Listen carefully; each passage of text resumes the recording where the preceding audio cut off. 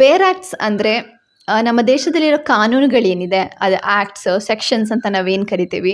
So ಲೆಜಿಸ್ಲೇಚರಿಂದ pass ಆಗಿರುವಂಥ ಆ್ಯಕ್ಟ್ಗಳನ್ನ exact wordings ಏನಿರುತ್ತೆ text ಏನಿರುತ್ತೆ ಸೊ ಇದನ್ನು ಬೇರ್ ಆ್ಯಕ್ಟ್ ಅಂತ ಕರಿತೀವಿ. ಇಲ್ಲಿ ಅದರ ಎಕ್ಸ್ಪ್ಲನೇಷನ್ ಆಗಿರ್ಬೋದು, ಕಮೆಂಟ್ಸ್ ಆಗಿರ್ಬೋದು ಅಥವಾ ಕೇಸ್ ಲಾಸ್ ಆಗಿರ್ಬೋದು ಏನೂ ಇರೋದಿಲ್ಲ.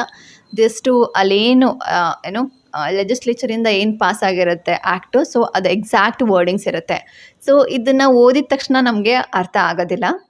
ಸೊ ಇದನ್ನು ಅರ್ಥ ಮಾಡ್ಕೋಬೇಕು ಬೇರ್ ಆ್ಯಕ್ಟ್ನ ಅಂದರೆ ನೀವು ಆ ಆ್ಯಕ್ಟ್ಗಳು ಅಥವಾ ಸೆಕ್ಷನ್ ಅಡಿಯಲ್ಲಿ ಬಂದಿರುವಂಥ ಕೇಸ್ ಲಾಗಳು, ಜಡ್ಜ್ಮೆಂಟ್ಸ್ಗಳನ್ನ ಓದಬೇಕಾಗತ್ತೆ ಮತ್ತು ಟೆಕ್ಸ್ಟ್ ಬುಕ್ಗಳನ್ನ ಓದಬೇಕಾಗತ್ತೆ.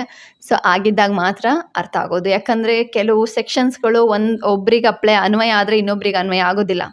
ಸೊ ಇದನ್ನು ಇಂಟರ್ಪ್ರಿಟೇಷನ್ ಅಂತ ಕರೀತಾರೆ. ಸೊ ಇಂಟರ್ಪ್ರಿಟೇಷನ್ನ ಯಾರು ಮಾಡ್ತಾರೆ ಅಂದರೆ ಜಡ್ಜಸ್ಗಳು ಮಾಡ್ತಾರೆ.